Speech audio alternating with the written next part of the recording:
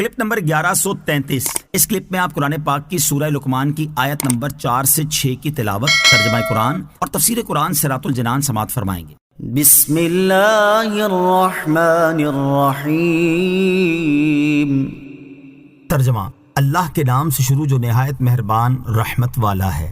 الذین یقیمون الصلاة ویؤتون الزکاة وهم بالآخرة هم یوقنون اولئک علی ھدی من ربهم واولئک هم المفلحون۔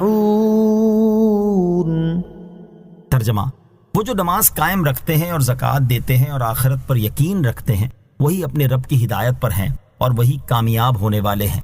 الذین یقیمون الصلاۃ، وہ جو نماز قائم رکھتے ہیں۔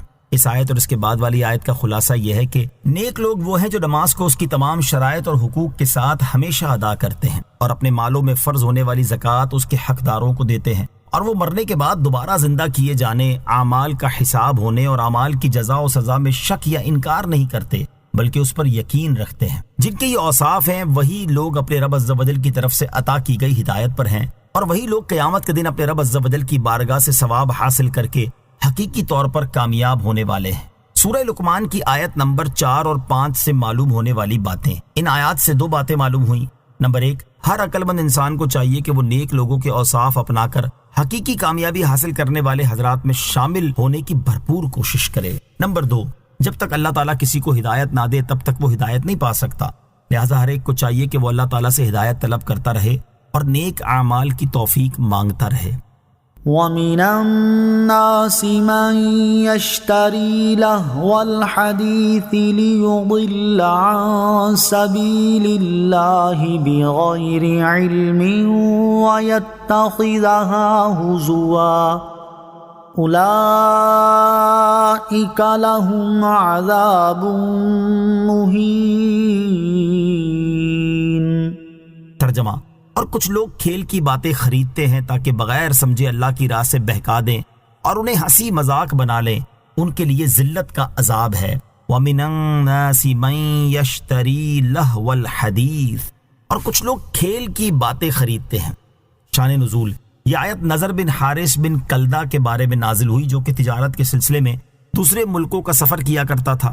اس نے عجمی لوگوں کے قصے کہانیوں پر مشتمل کتابیں خریدی ہوئی تھیں، اور وہ کہانیاں قریش کو سنا کر کہا کرتا تھا کہ محمد مصطفیٰ صلی اللہ تعالی علیہ وسلم تمہیں عاد اور سمود کے واقعات سناتے ہیں، اور میں تمہیں رستم، اسفندیار اور ایران کے شہنشاہوں کی کہانیاں سناتا ہوں۔ کچھ لوگ ان کہانیوں میں مشغول ہو گئے اور قرآن پاک سننے سے رہ گئے، تو اس پر یہ آیت نازل ہوئی اور ارشاد فرمایا گیا، کچھ لوگ کھیل کی باتیں خریدتے ہیں تاکہ جہالت کی بنا پر لوگوں کو اسلام میں داخل ہونے اور قرآن کریم سننے سے روکیں اور اللہ تعالیٰ کی آیات کا مذاق اڑائیں۔ ایسے لوگوں کے لیے ذلت کا عذاب ہے۔ لہو الحدیث کی وضاحت: لہو یعنی کھیل ہر اس باطل کو کہتے ہیں جو آدمی کو نیکی سے اور کام کی باتوں سے غفلت میں ڈالے۔ اس میں بے مقصد و بے اصل اور جھوٹے قصے، کہانیاں اور افسانے، جادو، ناجائز لطیفے اور گانا بجانا وغیرہ سب داخل ہے۔ اس قسم کے آلات لہو و لعب کو بیچنا بھی منع ہے اور خریدنا بھی ناجائز، کیونکہ یہ آیت ان خریداروں کی برائی بیان کرنے کے بارے میں ہی اتری ہے۔ اسی طرح ناجائز ناول، گندے رسالے، سنیما کے ٹکٹ، تماشے وغیرہ کے اسباب سب کی خرید و فروخت منع ہے کہ یہ تمام لہو الحدیث یا ان کے ذرائع ہیں۔ گانے بجانے کی مذمت: اس آیت میں لہو الحدیث سے متعلق ممتاز مفسرین کا ایک قول یہ ہے کہ اس سے مراد گانا بجانا ہے۔ اس مناسبت سے یہاں گانے بجانے کی مذمت پر 2 احادیث اور حضرت عمر بن عبدالعزیز رضی اللہ تعالیٰ عنہ کا طرز عمل سماعت کیجیے۔ نمبر 1، ترمذی شریف کی حدیث ہے، حضرت عمران بن حسین رضی اللہ تعالیٰ عنہ سے روایت ہے، رسول اکرم صلی اللہ تعالیٰ علیہ وآلہ وسلم نے ارشاد فرمایا، اس امت میں زمین میں دھسنا، مسخ ہونا اور آسمان سے پتھر برسنا ہوگا۔ مسلمانوں میں سے ایک شخص نے عرض کی، یا رسول اللہ صلی اللہ تعالیٰ علیہ وسلم یہ کب ہوگا؟ ارشاد فرمایا، جب گانے والیوں اور موسیقی کے آلات کا ظہور ہوگا اور شرابوں کو سرے عام پیا جائے گا۔ حدیث نمبر 2، حضرت انس رضی اللہ تعالیٰ عنہ سے روایت ہے، رسول کریم علیہ الصلوۃ والسلام نے ارشاد فرمایا، جو شخص گانا سننے کے لیے کسی باندی کے پاس بیٹھا اس کے کانوں میں پگھلا ہوا سیسا اونڈیلا جائے گا۔ حضرت عمر بن عبدالعزیز رضی اللہ تعالیٰ عنہ نے اپنے بچوں کے استاد کی طرف خط لکھا اور فرمایا، یہ خط اللہ عز و جل کے بندے عمر امیر المومنین کی جانب سے سہل کی طرف ہے، اما بعد، میں نے اپنی اولاد کی تربیت کے لیے اپنی معلومات کی بنا پر تمہیں منتخب کیا ہے۔ میں نے اپنے بچوں کو تمہارے سپرد کر دیا ہے، کسی اور غلام یا کسی خاص معتمد کے سپرد نہیں کیا، لہٰذا تم ان کے ساتھ مناسب و بقدر ضرورت سختی کے ساتھ پیش آؤ، کیونکہ یہ ان کے آگے بڑھنے کو زیادہ ممکن بنائے گی۔ عام لوگوں کی صحبت اختیار نہ کرنے دو، کیونکہ یہ غفلت پیدا کرتی ہے۔ زیادہ ہنسنے سے روکو، کیونکہ زیادہ ہنسنا دل کو مار ڈالتا ہے۔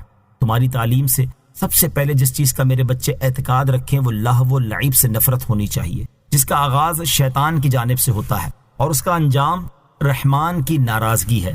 اصحاب علم میں سے سکہ لوگوں سے مجھے یہ خبر پہنچی ہے کہ لہو و لعب کے آلات کا سننا اور ان کا شیفتہ ہونا یہ دل میں اسی طرح نفاق پیدا کرتا ہے جس طرح پانی گھاس اگاتا ہے۔ میری زندگی کی قسم، ان مقامات پر حاضر ہونے کو ترک کر کے اپنے آپ کو بچانا دانش مندوں کے لیے زیادہ آسان ہے بنسبت اس کے کہ وہ اپنے دل میں نفاق کو قائم رکھیں۔ جب وہ ان گانوں سے جدا ہوتا ہے تو اسے یقین نہیں ہوتا کہ اس کے کانوں نے جو سنا ہے وہ اس سے فائدہ بھی حاصل کر سکتا ہے۔ ان بچوں میں سے ہر ایک کو قرآن حکیم کے ایک حصے سے سبق شروع کراؤ، وہ اس کی قرات میں خوب